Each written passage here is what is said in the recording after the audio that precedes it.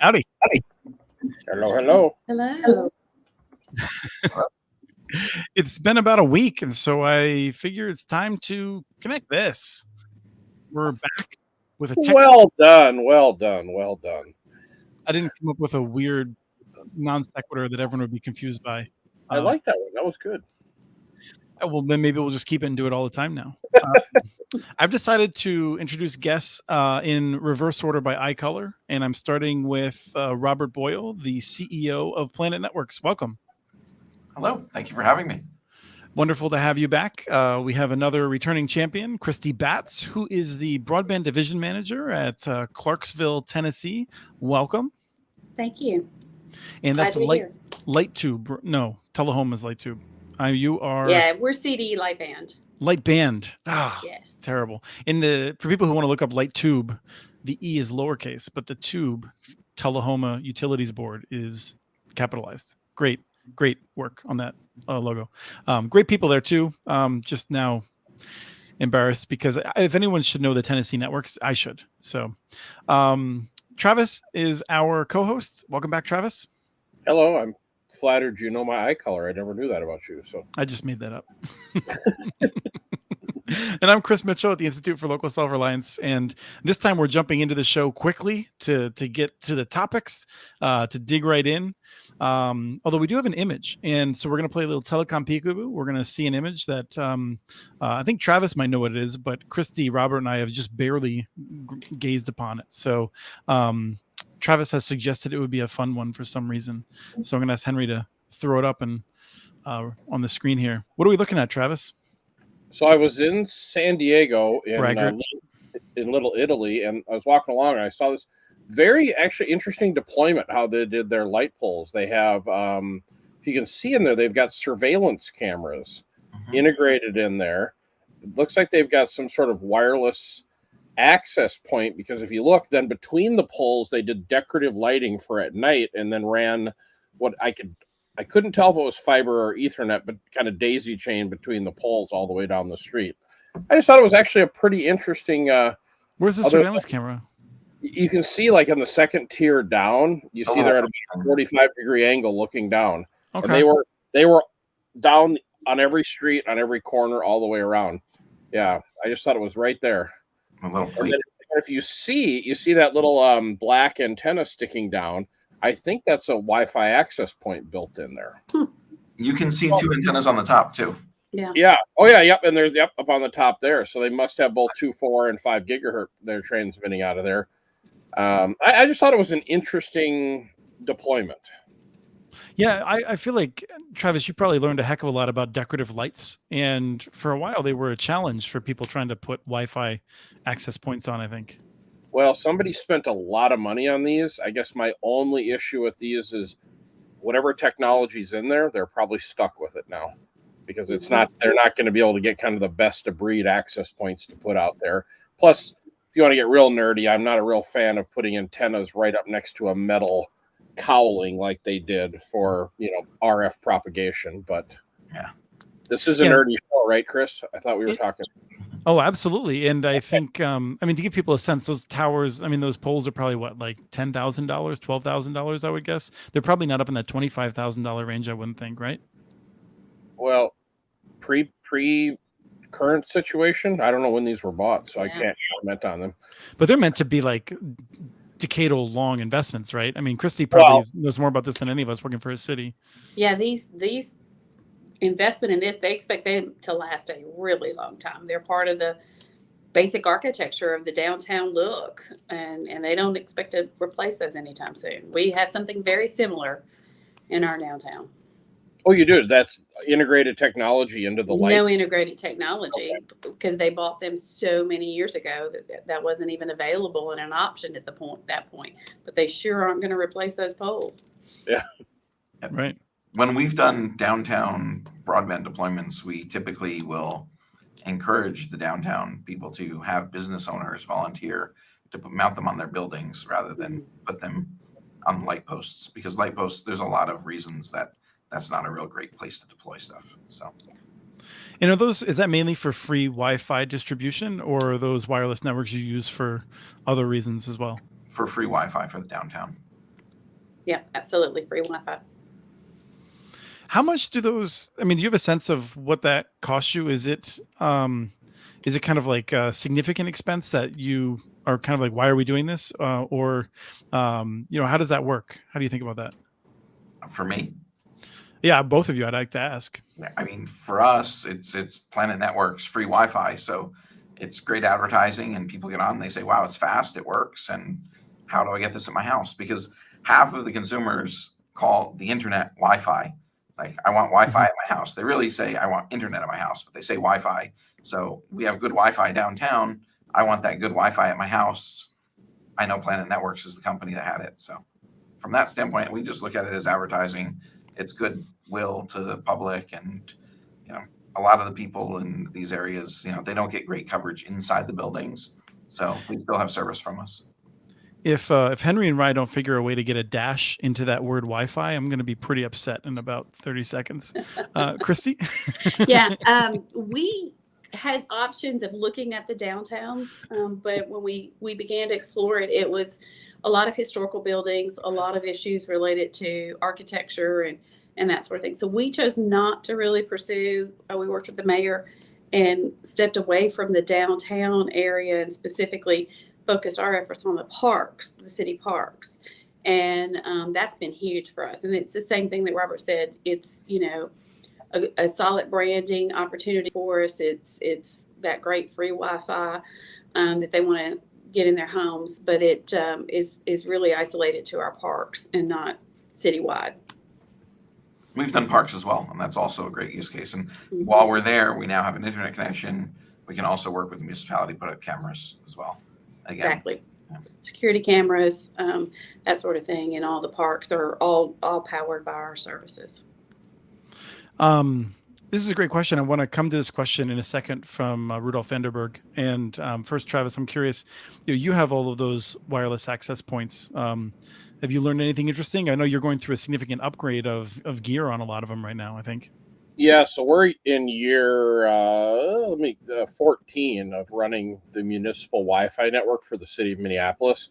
Originally, the concept was the idea was to provide in-home internet service, which was pretty decent pre-Netflix days, very poor post-Netflix days technology. So now it is relegated to free public Wi-Fi for walking around, kind of a wall garden concept that people can log into. It provides advertising opportunity for us because we'll do the old classic pound, so it sorts the SSID at the top of their list. Fiber available now kind of concept. And then periodically, we've had a lot of interesting things with natural disasters, or maybe not so natural disasters, like when the 35W bridge collapsed, when a lot of issues going on around Minneapolis, we'll revert to using Wi-Fi for any sort of communication needs at the time. But it's viable. The thing is the newer radios and newer technology works substantially better than the original stuff 14 years ago. So that's why in the San Diego model, I'm a little concerned about the pole aging, but the pole itself is not aging. So it might just end up being a brick technology in another 5 years for them. The question then, have any of you had challenges with this electricity issues, availability? A lot of times we've found that light poles do not have 24/7 power. They're usually centrally switched there's a box somewhere in a basement of a store in the storefront, or there's something on a light pole or whatever, a timer. And so we wind up having to do is put little electric eyes in all and change all the light bulbs as long as it's possible to, put them in line with the light bulb. And then that way we can pull power out of the bottom and keep them on all the time. And then they just go on and off with daylight sensors. The rest of the question has to do with wind and the challenges of that. Christy, what are your experiences with that? And you have the benefit of, I think, just being able to wave a magic wand and solve power issues, right? We do. We've had the same challenges everyone else has had. They're on timers. Parks close at certain times, and then the lights will go out and that sort of thing.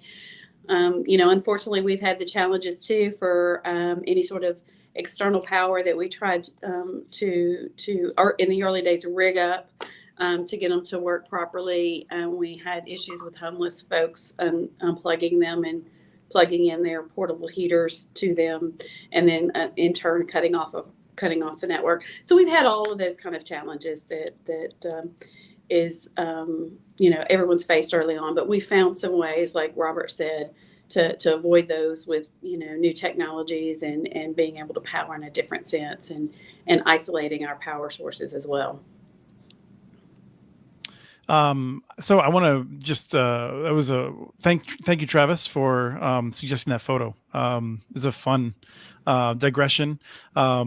I want to note for people who haven't tuned in before that Travis runs a fiber company in Minneapolis, that Christy runs one of the early municipal fiber optic networks, a citywide network, a network that is old enough that if anyone out there claims that Chattanooga was one of the first, I think a lot of folks in Tennessee get a little bit chafed about that, because a lot of y'all certainly were fiber to the home before they were. And Yes.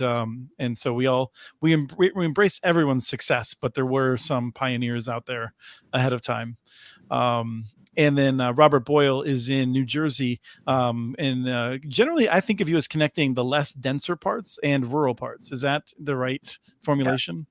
Yeah. Kind of small towns with 8,000, 5,000 people in them, typically, somewhere in that range, to super rural areas where you've got 20 or 30 square miles with 400 or 500 residents. So excellent. So Christy has said that you're growing quickly, and that's posing some challenges. We're going to get into more technical discussions about how these networks are designed and things like that. But let's jump in there and talk about how growth is how you have to deal with that, because you're a network that has been fully built out, right? Like you should be in sort of like just rent harvesting right now, right? Not having to solve these technical challenges. You would think, but as I've said before, when we've talked, Clarksville's kind of a little bit of an anomaly. We're home to a university, Austin Peay State University. We're also home to the 101st Airborne Division at Fort Campbell. The military base is actually at Fort Campbell, Kentucky, but the largest portion of the landmass is on our side of the state line in Tennessee, and most of the soldiers and their families live in the Clarksville market. So it's an ever-changing, ever-growing market. Our economic development has just been off the charts. We have a Google data centers here. We have LG, washer dryer manufacturing firm that's manufacturing the smart washer and dryers. Hankook Tire, which is a South Korean tire manufacturer. We just acquired an Amazon distribution center. So there's tons of growth and lots of new jobs coming into the market. And so we never seem to stop growing, which is great. We love that from a utility perspective, electric and internet broadband services. We want it to continue to grow. But keeping up with that is the biggest challenge, and keeping up with, how to continue to sustain that constant growth. The staff that I have working for me, we often say, well, when things settle down, we're going to do. And now we just laugh and say, things are never going to settle down. We have been averaging on a slow month, 600 new connects a month. We top out when there's new troop deployments coming in, or the university is starting up for the fall, upwards of 1,000 connects in a month. So it's constant work to keep up with that. Do you have to roll a truck for like a quarter of those? Like how many of those are in areas where you just have to flick a switch to get them reconnected? From an electric perspective, 100% of those are we fully deployed fiber-enabled smart meters, and so all of those are 100% just flick a switch. For the broadband side, it really depends on the type of service. We do now allow customers to do self-installs. So if the property had been previously connected in any way, shape, or form, then it's an easy plug and play for internet. Even for TV services, the little bit of that we still do with streaming. We allow that to happen, but again, there's some areas that were never were never wired. Some properties that were never wired. And, we'll talk about that a little bit with the challenges on the MDU side, but we still run into that almost 15 years later. And so we still roll a truck probably for about 50% of those. So I keep a staff of 12 installers, one-man crews, and then maintain another staff of about eight crews on a contract basis for the ramp-up times. That's it's an interesting approach. I mean, I think I want to get into the topology, because one of the questions I've asked Travis before, not really understanding all this. I mean, I feel like in my mind, the ideal situation is like a home run from each person, each end point of the network back to some sort of CO. And then when you have way more homes than you expected, then you can't do that anymore. And I know that you have an active network, Christy. So how do you deal with the growth that's coming in? Well, and that's where the challenges are coming from. Today, if a 300 to 500 homes are being built in a new subdivision, we pull 288 count fibers or whatever the fiber teams deem is necessary, because we provide a fiber to every property because of the active Ethernet scenario. And each of those fibers will tie back from the property to a hub site that we maintain strategically. We have 38 of those that we maintain throughout the system. So it's an expensive proposition to do that. But it has been the thing that set us apart from everyone else. I mean, everybody's got a gig now. Back in the day, not everyone had a gig. Now everybody's got a gig. But our gig's a symmetrical gig, and it's your gig, and you're not sharing it, and it's not split, and it's not any of those things. And that's what's set us apart from our competitors. And it's also allowed us to, provide the top level service that they expect from us. The other advantage we have, if we're among friends here, I guess, is that we are the utility. And so we require the developer or the builder to pay line extension fees per home that they build. And so that helps reimburse the utility for some of the costs related to putting the conduit in and the fiber in for these new properties. So that helps offset some of it. But it's an expensive proposition to continue to do that. And when you get into right now today, planned and platted in this market, there's over 2,000 new single family homes being built that will be ready in the next 12 to 18 months at the latest, and 6,000 MDU doors being built that'll be ready in the next 12 to 18 months. Wow. And that's an expensive thing to keep up with. It is, but it's also exciting to know that someplace in the United States is building new housing. So that's nice because exactly. I don't know about you, Travis, but when I look around up here, it seems like we're not doing so much of that. Oh, no. Remember, I live in Arizona in the winter now. That's so right. You mean you Minnesotans up there in the frozen? No. So Robert, I think you use more passive approaches, right? For the most part, I mean, you use both, but as well. Typically, businesses get larger businesses get dedicated connections. Schools, governments, those organizations get a dedicated fiber connection. We find that GPON works really well for our use case for most of the areas where it's rural. We're going pretty far with it, and we're trying to kind of deploy on the most economic basis as possible. And most people are just not using that much bandwidth, really.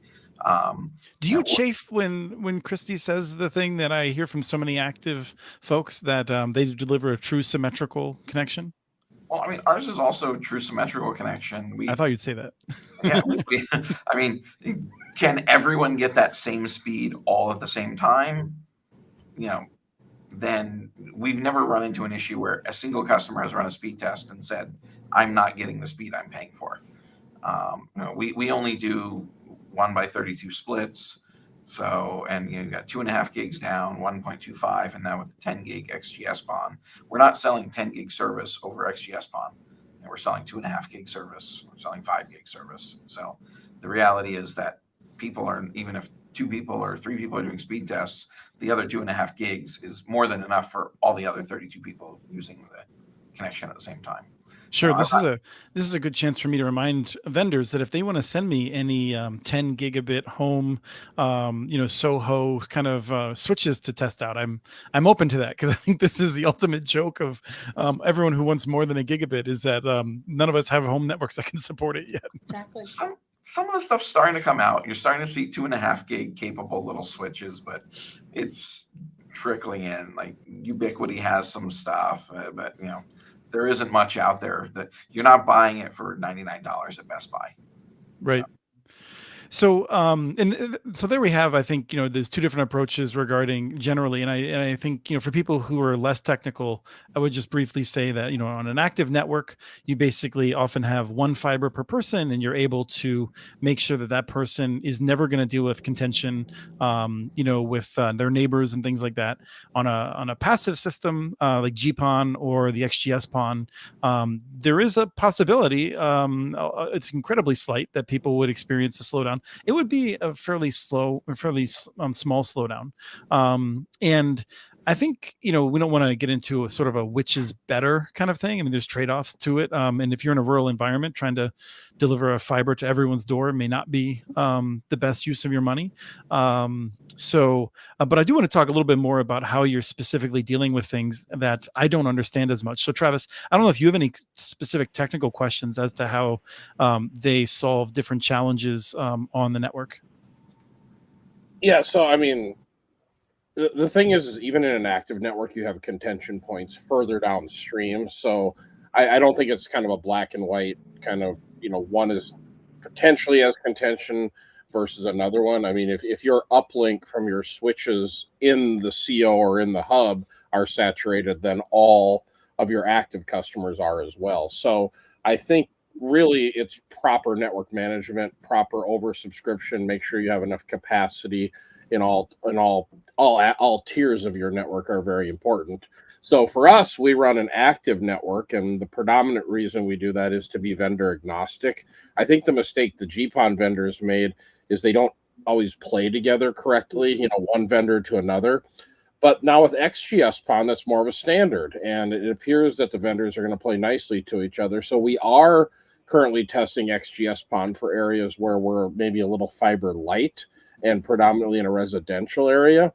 I think that there's a possibility there. I never wanted to get trapped into somebody's ecosystem. That was always my biggest fear. And plus, it's pretty simple. I mean, if you've got one fiber running to a house, I mean, honest to God, you can put a visible laser down it, see it come out the other end. If you didn't do maintenance, you're only taking one customer down versus 32. But I will tell you, it is a incredibly expensive way to deploy a network. So that's a huge negative. And if you're starting out and, capital is a constraint, you can build GPON networks that maybe can be upgraded down the road if necessary. With XGS PON, and now there's 25 gig PON coming out, you may never have to. It was just at the time 10 years ago when we chose the direction to head. That's where we went. And I'll tell you what, when a fiber hit on a backbone cable happens, oh man, you don't want to be running an active network. Oh, geez. So I was curious. So if someone puts a backhoe through that fiber that has 5,400 strands, does that take just hours and hours and hours to get reconnected then? Days. So our largest span, like going under rivers or going, through areas of 6,912 fibers, I think. You do everything in your power to make sure that does not get hit. And this is a part of the operating a fiber network that goes very underappreciated, is the locating the watchdogs to make sure that when people are digging next to your stuff, you have somebody there. And then, off you go. Yeah. So, Christy and Robert, any reactions to that? No, I agree with everything you said. I don't think anything. I mean, and in different situations, we would use active. Different situations, we would use passive. It's just most of our areas are very rural.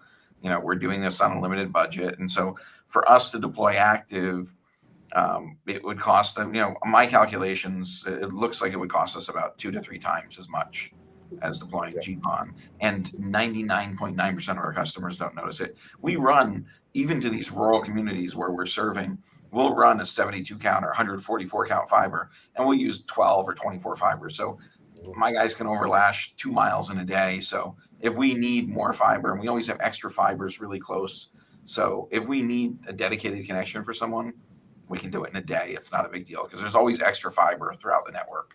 And we're a member of the 25 gig GS-PON MSA also. So we're working toward that. And 25 gig GPON is probably end of this year stuff is going to start shipping. So. And Rudolph is correct. Yeah, you can run active or a point-to-point and XGS-PON over the same fiber, different wavelengths. So. Yep. Christy, is there a power difference from your point of view as you're looking at this stuff, or do you just have, as the power company, do you have endless power, or even view it as a benefit to use more and more power? Well, we have to pay for our own power, so yeah, no, it's not a benefit, but and we don't get a discount. But no, it's not. There's not a huge power difference, and in fact, what we're finding, I think, is that the XGS-PON equipment that we're looking at for some of our expansion and growth areas will actually take less power. You're going to go down to a chassis based system that's going to serve about 500 customers out of one card, as opposed to serve those 500 number of customers.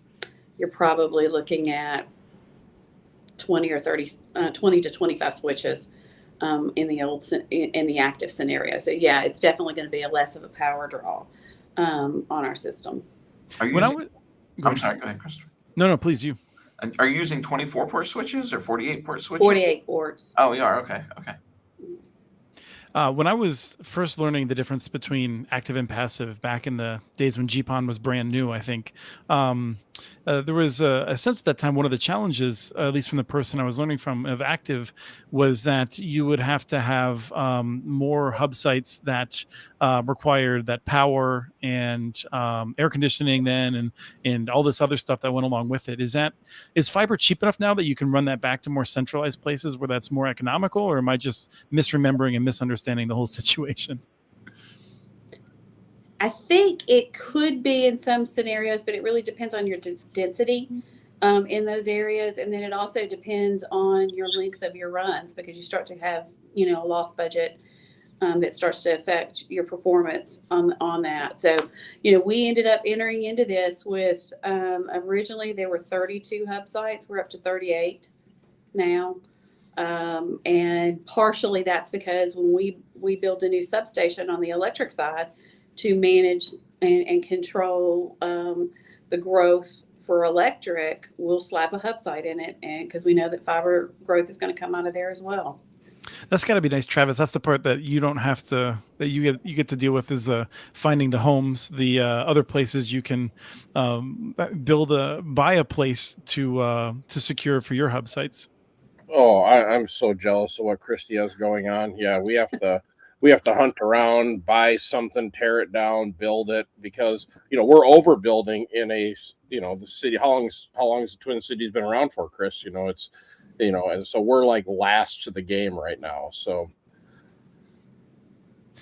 and we buy properties as well all over the place. So let's jump into that question quick and ask Christy, what is a loss budget? Well, when we talk about it from our perspective is it often depends on the length of the run on the fiber from point A to point B, from the customer's home back to the hub site. And is it too long that you start to lose your light readings on it and they start to degrade the signal quality? We try not to have, a huge run back from one hub site to the next. Right. And then one of the things that we've been really exploring and the team's been looking at is what does that mean for us in some of our areas when we convert to the XGS system, is when we're taking that same run and splitting it 32 ways, is that going to create problems with our loss on our quality for the service? Now, I'm presuming that when you buy the fiber, different fiber has different characteristics, and then also the electronic system that the vendor that you're using probably says this will go 10 kilometers or something like that, and then so Yes. you probably don't And the want to go more optics than as 9 well. kilometers, right? Yes, and the optics as well. Yes. Yeah. So most of what we do with active is 20-kilometer optics. Mm-hmm. They cost, for 10 gig is what, $12 or something now. But if you go, so say $12 or whatever for a 20-kilometer optic. If you go up to a 40-kilometer optic, that's $60 or $70, and you go up to an 80-kilometer optic, and now you're talking about $180 or something. So the difference in the equipment per subscriber is significant when every single subscriber needs $360 worth of equipment versus $24 worth of equipment. I mean, I'm not counting the switch. I'm just talking about the optics. Right. Exactly. We are, we do have the luxury of being, pretty dense. So we're not as rural probably as you are, Robert. And so we don't have to worry about, longer spans as much as some others do. But it is something we're cognizant of and are looking at closely when we start to move to the XGS PON. Yeah. So one other thing, Chris, you said about the different fiber providers or different fiber companies, the lost budget or whatever. And I mean, differences in manufacturing, or whether it's Prysmian or Corning or AFL or whatever, those are almost irrelevant. I mean, you're talking about, a couple dB for our purposes, but we're talking about short runs. If you're talking about building fiber across the nation, and whether you want your repeater huts every 200 or 300 miles or something, that's a different story. But when you're talking about what we're talking about, there's almost no difference. One good splice versus one bad splice can make more of a difference than the type of fiber. Exactly. Now, Travis, when we were at Nanog, you were getting different orders of products and things like that, and I barely tracked what was going on. Do you want to talk about some of those things? Well, so probably, I assume, Christy and Robert, you guys are both running BiDi.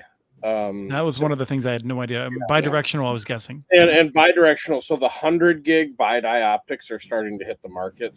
So real quick, for people that are just starting to buy or starting to look at building a fiber network, don't make the mistake I make and cheap out and try to buy the 5-kilometer optics.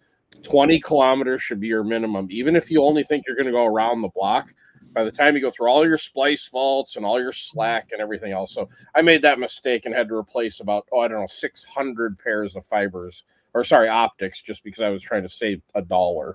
So anyway, so back to the 100 gig BiDi. Yes, 100. So 1 gig, 10 gig, readily available, very inexpensive, high quality, no issues. 100 gig BiDi optics are now starting to become available. And so that will be the next, I don't know how Christy hooks her hub sites together, but we hook our COs together with bonded or lagged 100 gigs. And if we can do it over a single fiber versus 2, that just, gives us effectively double the capacity. Is it BiDi as opposed to SiDi and TriDi? Like TriDi, yes. Okay. Bidirectional, yes.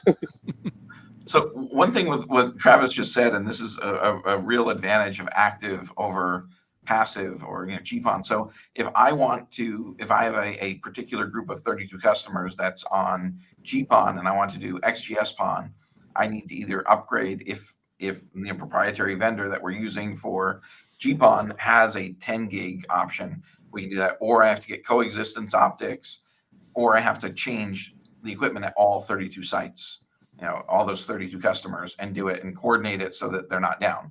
So that's kind of a downside to doing upgrades with GPON, where if Travis or Christy have a customer that wants to go from 1 gig to 10 gig to 100 gig, they just get somebody on both sides, change the optics, and in 30 seconds or a minute or whatever, they're back up and running at the faster speed. So I think this was a seed that Christy had planted when we were talking about the show. Was you had an example of a school and how the way you built the network really allowed you to do a rapid upgrade when it was needed.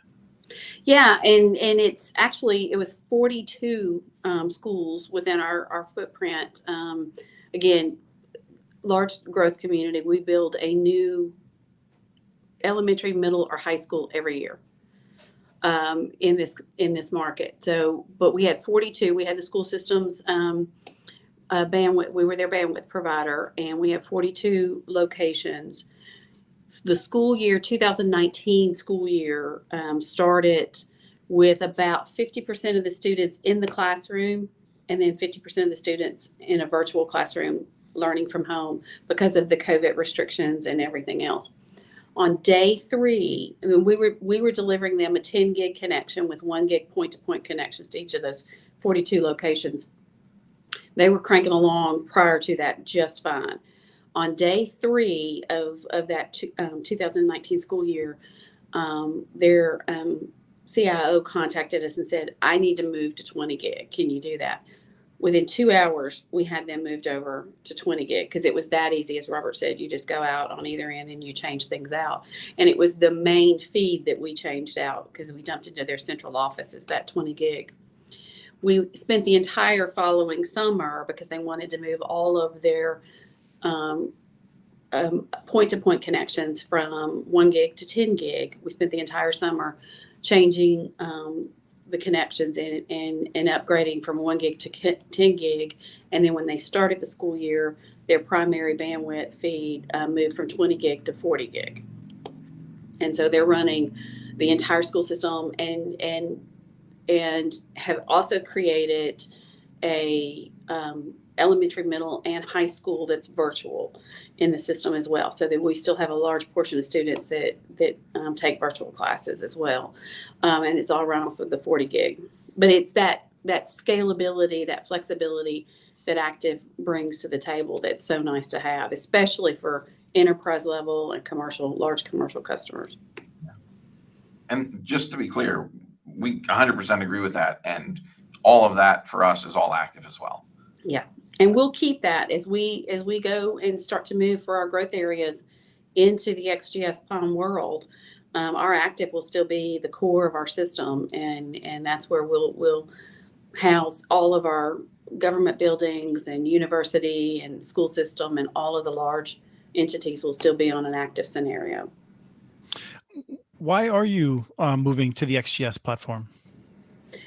To really manage the growth, and it really stemmed from when we talk about our growth too, in addition to all of the development within our area, we just had recently an annexation into our community too. So when there is a law in the state of Tennessee that if you are a developer and you're developing in a non-incorporated area that bumps up to an incorporated area like the city of Clarksville, and you want to annex that in, and the folks that are moving into that area or that are living in that area, if they will agree to that and sign a petition, then you can be annexed in, and your area, your property now becomes part of the city and not part of the county. So we had that happen for an area just outside of our service territory.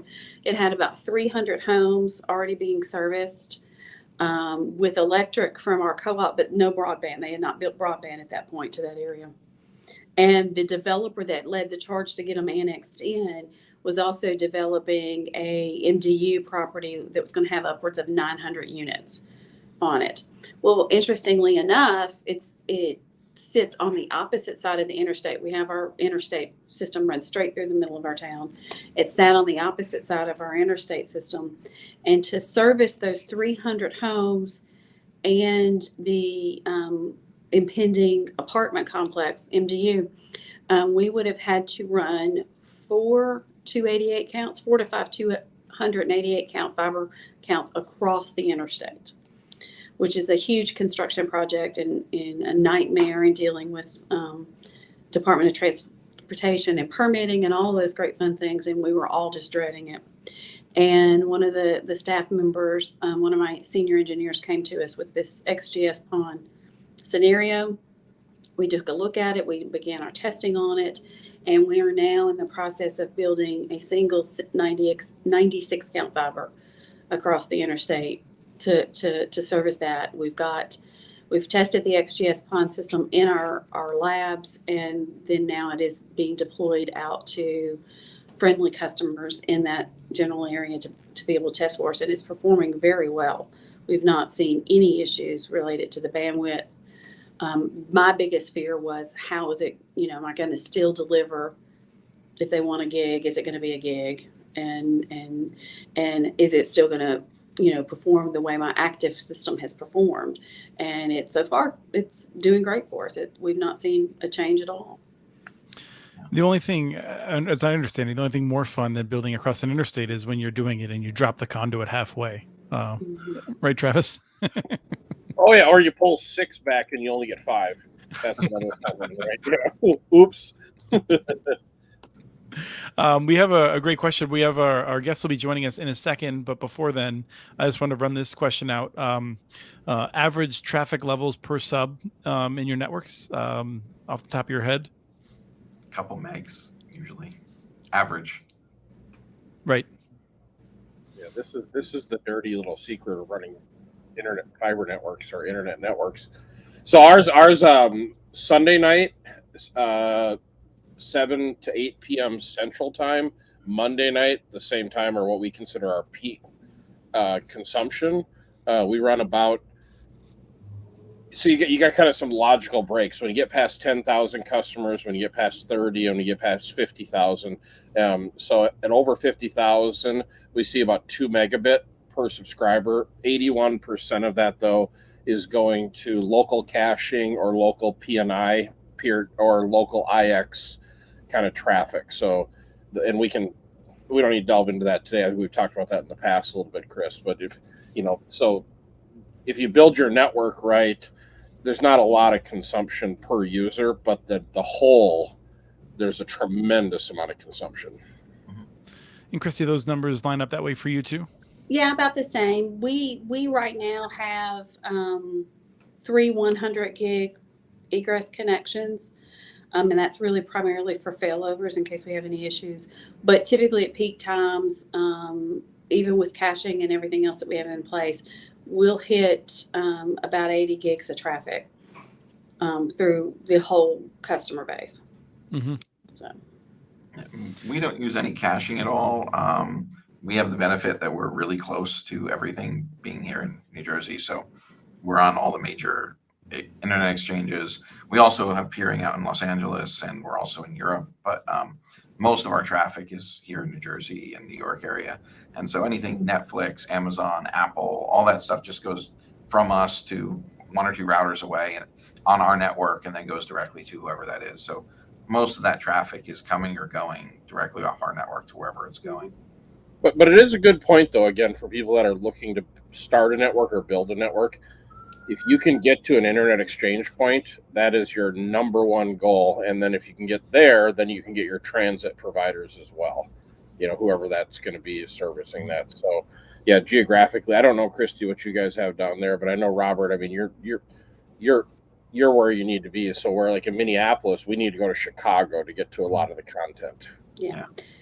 Most all of ours goes Atlanta and Chicago, Nashville, Atlanta, Chicago. So we don't have anything. Closest we've got is Nashville, and it's not even most of it leaves Nashville and goes to Atlanta then. And I'm convinced, quite frankly, this is the number one challenge for rural providers is getting this transit and transport services out of their community. Mm-hmm. Yeah, absolutely. There are a couple of rural communities here in New Jersey that we want to serve, but I have to build 60 miles of fiber to reach them. Exactly. No fiber in those communities. So Yep. We've brought Jim in. Jim Troutman. Do you want to introduce yourself quick? Hi, guys. Jim Troutman. I am Director of Technology at Tilson Broadband, which is part of Tilson Management. We have a small fiber to the home network currently in Vermont. Company's based in Maine. I'm in Maine, and I also happen to be the director of the Northern New England Neutral Internet Exchange, NENIX, and we are one of those IXs that Travis was just talking about. Excellent. We can't talk about these things too much, or Reed will attack me for not having him on, because I would definitely want to have Reed back on when we dig into those. By the way, Reed, I'm not ignoring you. He's emailed me a few times. I'm not ignoring you, Reed. But Jim, you must have the finest collection of O'Reilly books I've ever seen, just by the way. Oh, yeah. Well, thank you. Yeah, I had to thin it out a little bit to make it fit on the shelf. We're going to talk a little bit more about MDUs and the various challenges of dealing with them. Jim, I wanted to start with something that you and I had talked a little bit about, and I feel like I'll just hand it over to you if you want to jump on a soapbox for a second. This is not as Ooh, technical, right. but I hate it when I hear that public housing is just going to solve the broadband problem by throwing a bunch of Wi-Fi radios in the hallways. I don't think any of the ISPs here would try to sell services in an apartment building that way, and I don't think it's appropriate to try to solve low-income connectivity challenges that way. And I think you and I agree on that, so we can start there as we start talking about MDUs. Oh yeah. No, the way I look at it for public Wi-Fi, Oh, it's like having a boarding house. sorry, you just start over for a second. Your audio just cut out a little. Oh, sorry. So the way I look at it, it's like having a boarding house. If you live in a boarding house and shared bathroom, shared kitchen, if that's acceptable for certain types of people, most people don't find that acceptable anymore. Everybody wants their own bathroom and their own kitchen. So why should it be any different in public housing? Why should you have a shared Wi-Fi, which everybody in the building is on, and you can't set up your own personal network for your own IoT devices, things of that nature. So I'm really not a fan. It's definitely better than absolutely nothing, but the way I think of it is it's really like a guest network in a corporate office. So that can lead us into this question of how we do solve MDUs, the technologies that are possible, as well as the various other political and various challenges. I don't know if anyone wants to, Christy or Robert, if you want to jump in to share some of your issues. Robert, do you even have to deal with MDUs? We do. We actually, in a lot of the towns that we're in, there are MDUs. We have great relationships with every single one of them except for one. The one is owned by, I don't know, some investment group out of the area, and all of the ones that are locally owned, we give one of the key things is with MDUs, and anyone who hasn't been in this business or is just watching this who hasn't dealt with this, if you have a house or even you have like a small apartment building, like a multifamily house, 2, 3, 4 units or whatever, it's pretty easy that we can just put a box on the side of the house, drill a hole or run it on the outside or whatever, and go into your unit and provide you with service. If it's a large, brick or concrete box or whatever, and we need to get access to some conduit that's inside a closet locked in the basement, and then we need to run cabling through all the hallways to get there, and through other riser cables that are into other locked closets on other floors, and only the super, the building owner, or whatever has access to that, we simply can't get access to your unit without the cooperation of the building owner and or super. And sometimes one wants to help, but the other one says no. So, and it doesn't necessarily mean it's one or the other, but because you really need to sell the whole building. I mean, you have to get every last person, but you really have to be able to go big in the building, right? So we have approached it 2 different ways. We've approached it in some cases where we will go in and wire up just 1 or 2 people who want service. And that's kind of the start. And then it kind of starts this viral effect where everyone says, oh my God, that's amazing. How do you have that? Because mine's horrible. My DSL is 2 megs. How do you have gigabit speeds? And then you start getting a lot of people. And then we say, hey, contact your building owner, management company or whatever, and then talk to them. And then we'll do it kind of right and put something in every closet on every floor and kind of have a structured cabling system and build it so that it's really easy to turn up customers and it's something that makes sense. But without access to the building, we can't do any of that. So what we do in those buildings typically is either the management company or the landlord will already approach us and say, hey, we need to do something for our residents because nobody wants to rent in my building because we don't have good internet access. And in those cases, it's great. Listen, we'll come in, we pay 100% of the cost. All we need you to do is just give us access, and we'll sign a multi-year deal with them for building access. And as part of that, we give them free internet for their video surveillance and free internet for the super, or their management office or whatever. And that's typically a fair deal for everybody. And, it helps us. And then they let new tenants coming in know about our service. And, over time, we wind up getting the majority of the people in the building.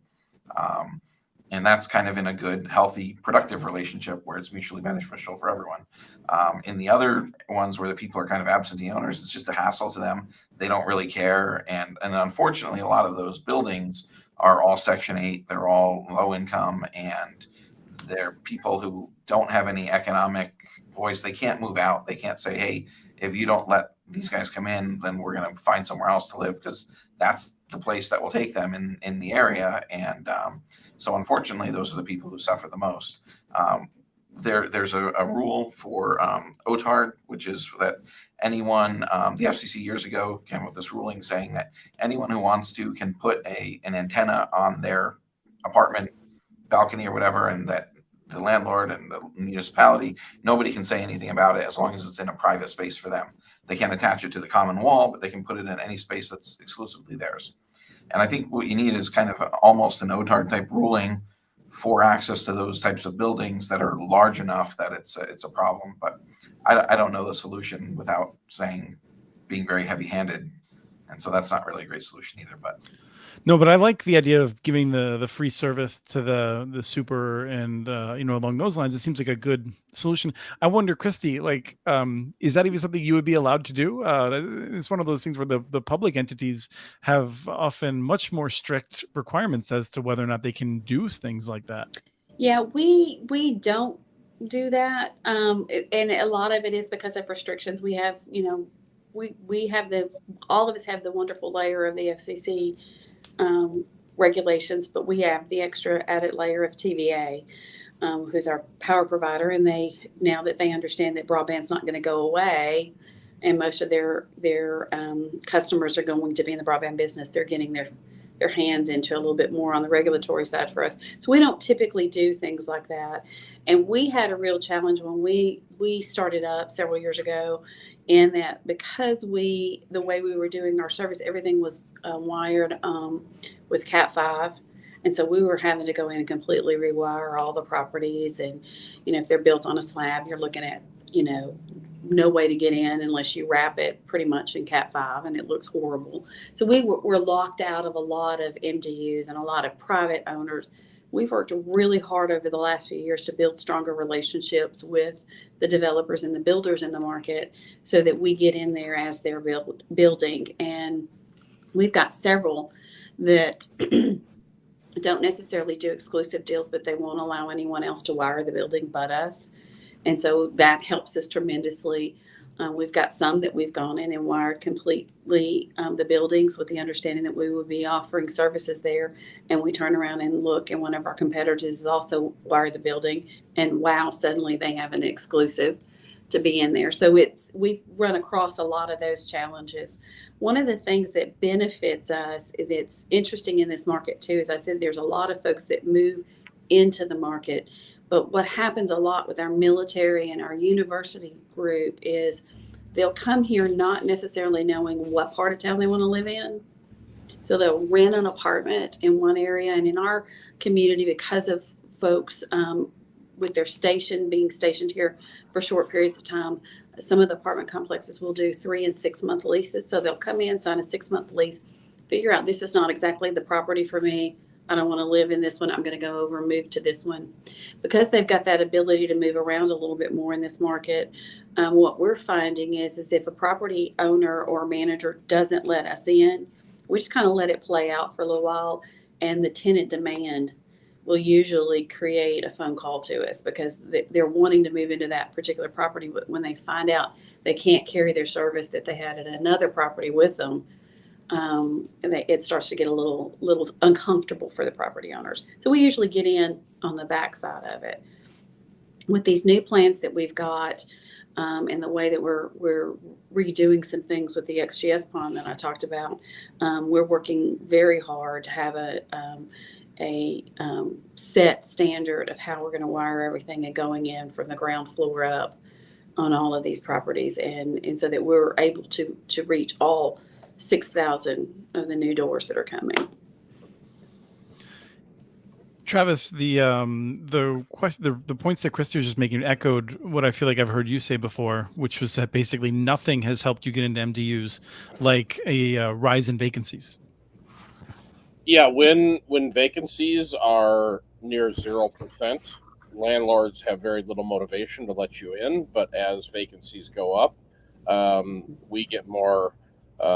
They get a little easier to work with. So we group them into a couple different categories. We have what we call small MDUs. These are 4 units or less. We find those are relatively easy to get into. And we do like what Christy does. We let the tenants kind of drive the conversation. And when the tenant's driving the conversation, the landlord tends to be in that small MDU demographic, seems to be, I'd say 99% of the time we can get the unit wired. But we require that we wire every unit in the building when we're there. We found it challenging, and I'd be interested to hear Robert's position on this. They're constantly rolling the trucks back to do onesie twosies. It's very expensive and really doesn't provide the customer experience we want. We want a customer experience where you simply plug in and you're on with a minimal amount of hurdles to go through.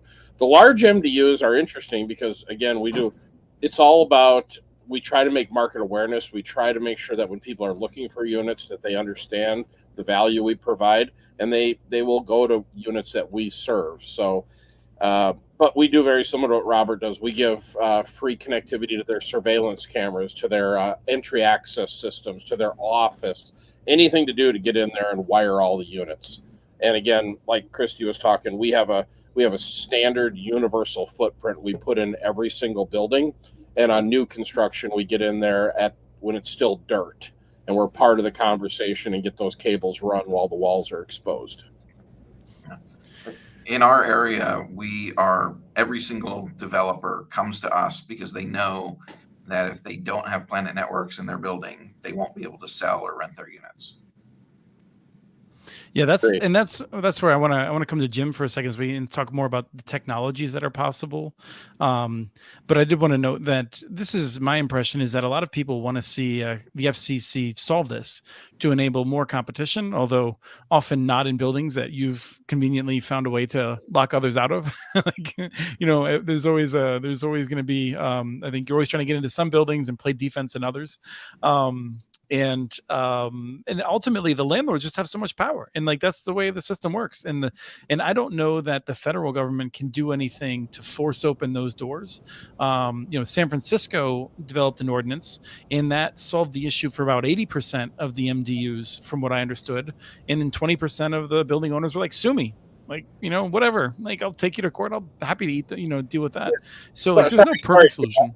I don't want to jump in front of Jim, but real quick, I'll start with this. I do not want to have a relationship with a disgruntled landlord. And if the feds are strong-arming to let us in, no thanks. I'm just not interested in that kind of relationship. We're there to provide a higher quality service, higher level of customer service, and the landlord should want us to get in so that he or she can rent more units. Yeah, no, that's I wouldn't have thought of that, so I appreciate that point. Yeah. What I want to throw to Jim is, you can go ahead and answer that, and then I'll come back to the technology thing, because it looks like you're ready to roll.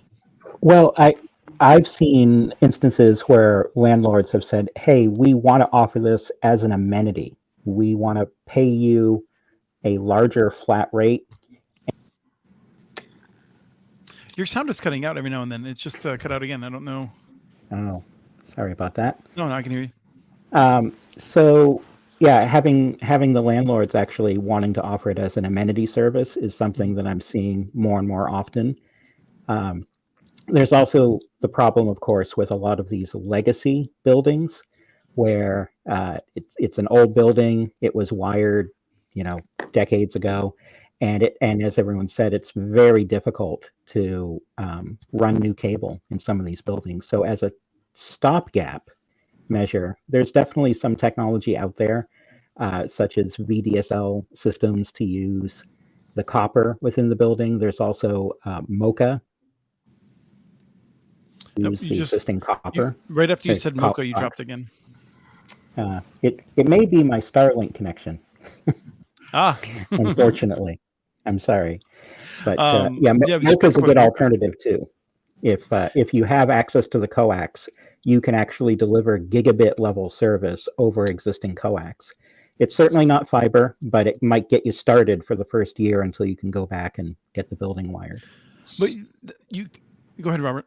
I'll say we tested it in our lab. We tested it, and G.HN is even better than Mocha. And in the lab, it works great. We found in the real world, it just makes us look bad. So we will not do anything now unless it's fiber to the unit or Ethernet to the unit that we have installed.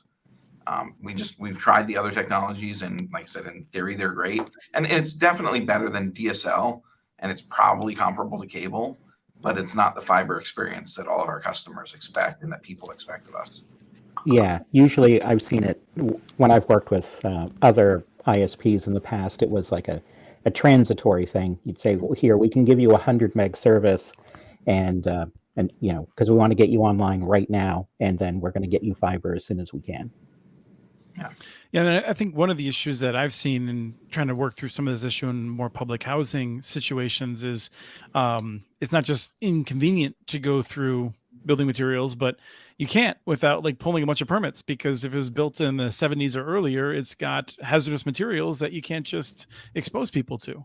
Now I've seen all kinds of cool things, like I have this on my desk at work, the OFS with like a thin fiber in the molding that you can't even really tell is there. It seems like there are a number of solutions along those lines, but then trying to get through the walls can be a challenge, I'm guessing. But I guess so the question I had about the cabling was, if there's a coax cable, it probably belongs to an incumbent, right? And you can't, even if you wanted to, you can't really have multiple providers sharing a coax cable, is my understanding. Correct. Yeah. It varies. Typically, I've seen lots of buildings where the building owner put the cable in as part of the construction, and the cable TV company, made use of it, but it was actually the owner's cable. It gets a little murky, but generally, if the owner says you can do it, then we do it. Sure. Christy, have you had any of this fun? You have these, I'm sure, a lot of older buildings up there. We do. Oh, hold on a second, guys. The lights went off. we do. We've had some of the same challenges all over the place related to older buildings not being able to get service into them, not being able to wire. All of those kind of challenges that everyone else has faced. It's one of the reasons why going into this huge push for growth that we've had. We're looking at some new technology. Well, probably not new technology for everyone else, but for us, it certainly is, with going in with a microduct type system, and then ruggedized fiber into the system, and so that it is a lot easier, a lot faster install. But most of the older properties around here, like I said, we ended up having to either figure out creative ways to run the wiring and not wrap the building without, attic spaces and firewalls and that sort of thing. I guess my last question related to the MDUs is, to me, it seems like point-to-point connections on roofs to deliver high-capacity bandwidth to these. It seems like it's pretty good. I understand that with fiber, you have a lot fewer points of failure, but if you can get, if you can drop a gig on an apartment building to split up among 50 units or something like that, that more or less solves the problem, right? You get some incremental improvement by having an actual fiber, but is it really that big of a deal? It's a big improvement for sure. And there's certainly ISPs doing that. You look at NYC Mesh in New York, of course, they're a not-for-profit, but they're using that model very effectively. And I think Monkey Brains in California has done a lot of rooftop wireless, and to some success.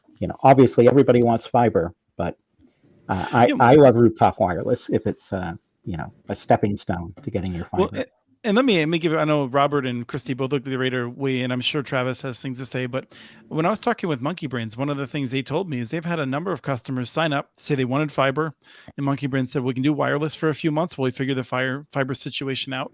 And then many of those folks just said, you know what, after a few months, this is fine. I'm meeting my needs with that rooftop wireless. And so they then said they were just going to, not push it.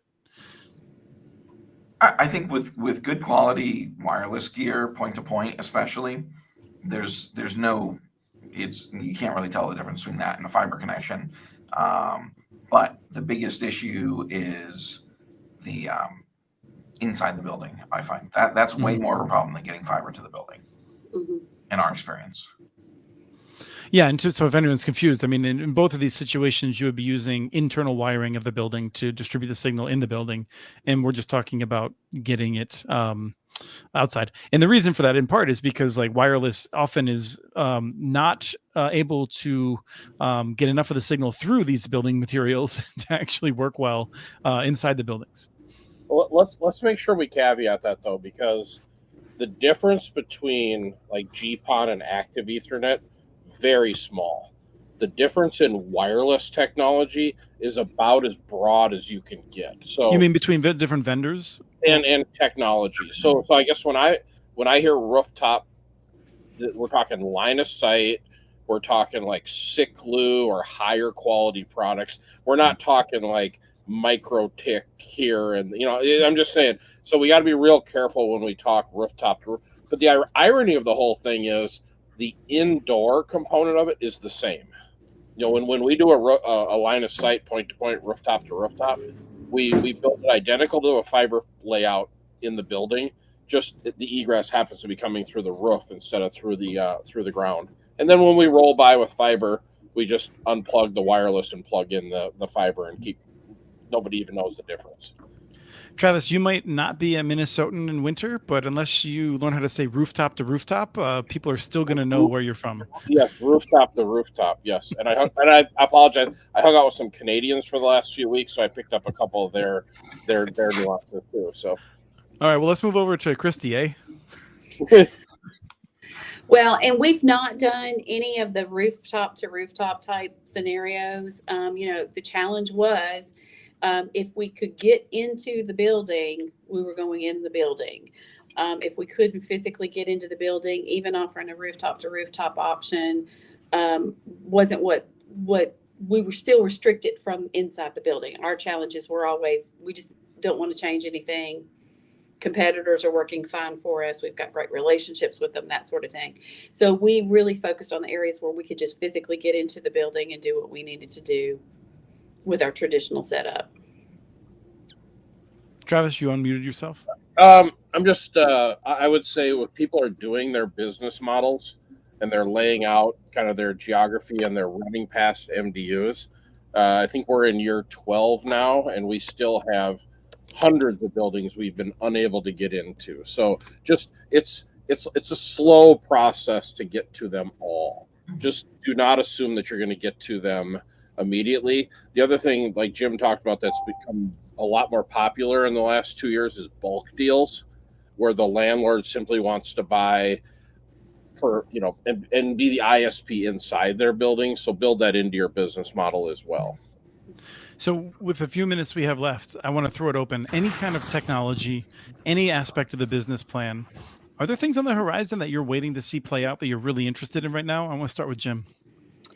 Well, I want to talk a little bit about a technique I've seen some ISPs in very rural areas like Maine do, which is build your fiber network in the village where you have the density, and then use a licensed Wi-Fi backhaul to feed your village.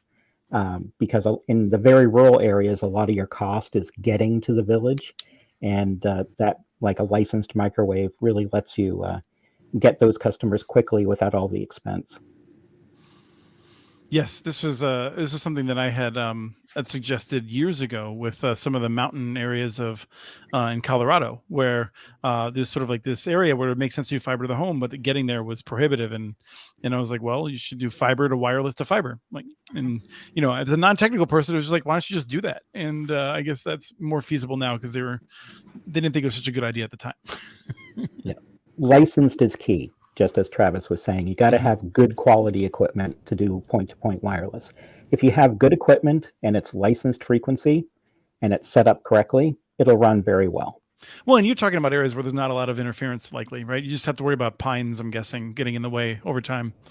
Well, rain is the other thing. And capacity too. How much throughput can you get through this wireless link? So if you have a fiber network that's wildly popular and wildly successful, and you're onboarding customers like crazy, just like we talked about the contention issues in an active E and a GPON network, that might be your issue, is now you don't have enough wireless backhaul to get you back to the fiber. Yeah, So, I'm envisioning, 50, 100 homes from what Jim said, okay. not like, 3,000. Okay. A couple hundred maybe Remember, at most. You get everyone in these rural areas. If you bring a high quality product to that area, you get like 90% uptake in the first year. So just I be don't know. ready. Jim seems pretty partial to that Starlink. I am on my local community broadband committee. Hopefully, we're going to have some sort of fiber to the home solution in the town where I live. But up until Starlink came for me last year, I had spent the last 8 years on a 4 meg DSL connection. So I couldn't even work from home most of the time. Ouch.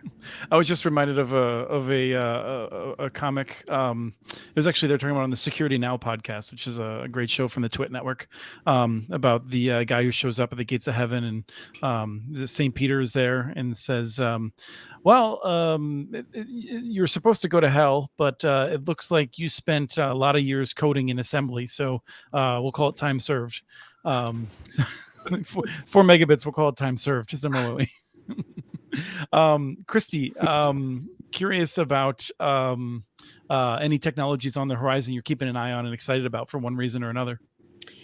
Well, I think the biggest thing for us, and it's not really on the horizon probably for some other folks, but the biggest thing for us that we're taking a look at now is more opportunities to sell additional services to our commercial customers, and the focus that we're playing with now is the LTE backup. So we're looking at getting into that business, and it sounds weird for us to say, okay, when my service goes down, I've got this other service I'm going to sell you in the background. But with the commercial customers that we have in this market, we're very retail, restaurant intensive in this market, keeping them up with their point of sale options and what their services for that is important. So we're digging into that and going to begin the testing of that service in the next couple of months. That's mostly aimed, I'm guessing, at that sort of like that point of sale where they don't need a whole bunch of capacity. They just need to make sure they can run credit cards it's up all the time. Yes. Mm-hmm. And interestingly enough, I had a conversation with, I work with a consortium group for our video programming. And the biggest challenge I think we're going to find is getting that LTE service contract. Do I go get that myself? Do I find a partner to do that with me? And so I was talking with my video consortium group and was sharing with them. I said, look, on the video side of our business, it's declining every day. We've offered streaming, and it's coming along, but you're still losing customers on the video side to cord cutting all the way around. I said, why don't you go negotiate me a contract instead of negotiating the next contract with ESPN? Go negotiate me a contract with an LTE provider, and you get in the LTE business, and bring me back something I can live with for pricing. And so we'll see what happens. Excellent, Robert. Real quick, Christy, have you talked about building your own CBRS network, or are you thinking of using somebody else's LTE Using network? somebody else's. Okay, got it. Yeah, I mean, it strikes me as a good time we have this interesting market disruption with AT&T, T-Mobile, Verizon, all trying to figure out where their future is. I would try to get a long-term deal, I feel like, because now is the time to do it. Yeah, we offer phone services, and one of the ways that we help pull customers over from the ILEC is we say, listen, we're providing the fiber, which you had for 2 years and you've never lost service, but we're also going to give you a LTE backup that's going to back up all your phone services, and that's not even on our network, and it's going to use AT&T and Verizon, and we charge a nominal amount for it, and it's just the extra peace of mind, but also helps sell the VoIP services that otherwise they may be hesitant to switch to. So yeah, as far as new technology, I mean, we're always looking at things. There's nothing giant that jumps out at me to mention. Sorry, I just don't have anything huge to mention. So. All right, I just want to see what number Travis will put in front of the letter G for the technology he's really excited about. Hey, am I that transparent? So for the end user, 2.5 gig will be a real thing this year. Yeah. Finally, there will be decent routers that are actually available. We'll start to see Wi-Fi 6E access points rolling out for to augment our home mesh network.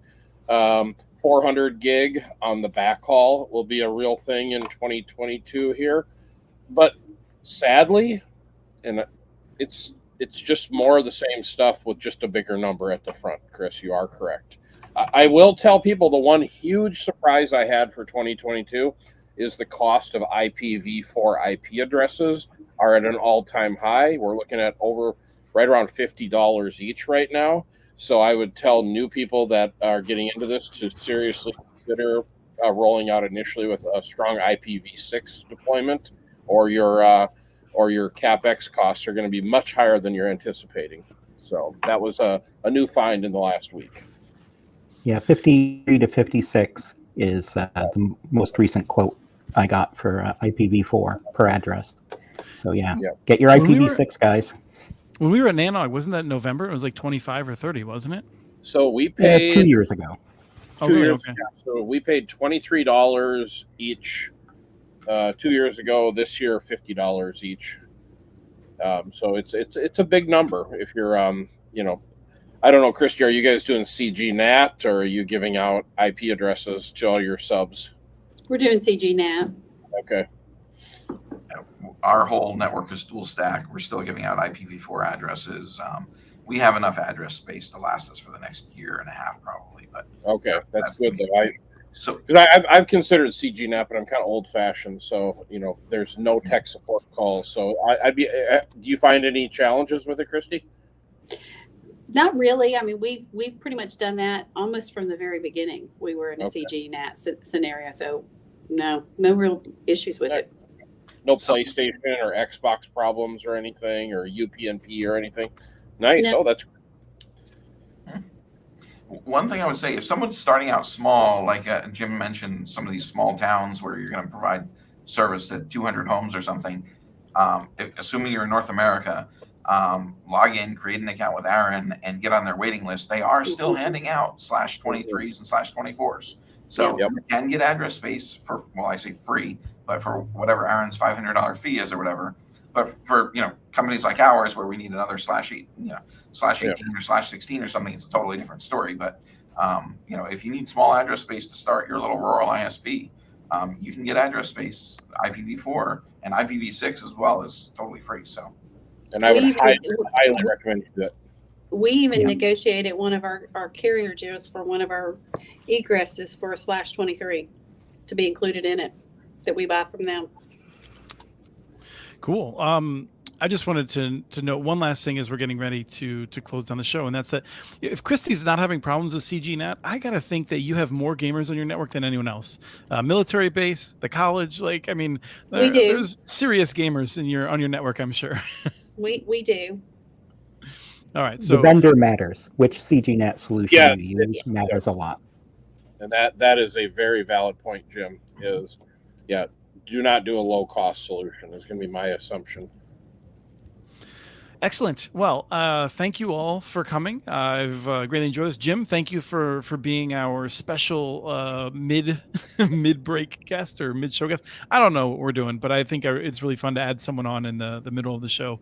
Wonderful to have you join us. You've been great in the chat room. Always appreciate your contributions. Thank you. Thank you, Jim. Yeah, and thank you, Travis, as always. Thank you, Robert and Christy. Next week, we are going to be back with, Travis, do you remember? I can't remember. They're new folks. We don't see them very often. So yeah, no, and I hope they're good. Yeah, I don't know. I'm going to be mean. I don't think they're ever going to come back. Doug and Kim. We've gone the whole show, though. We've gone the entire show without you finally answering the question. I won the chicken wing bet. Is that correct? Yeah, my time ran out. And and the FCC did not increase the 25.3 in the last week. If they did not tell me. Okay. Or anyone else. All right, I'll be home tomorrow. I'm looking forward to it. I will go to the bank and get cash. Oh, and the way chicken wings are now, you might want to get a loan. So. Come to Maine and we'll feed you lobster and oysters. Much better. Are you in Maine? Yes. Oh.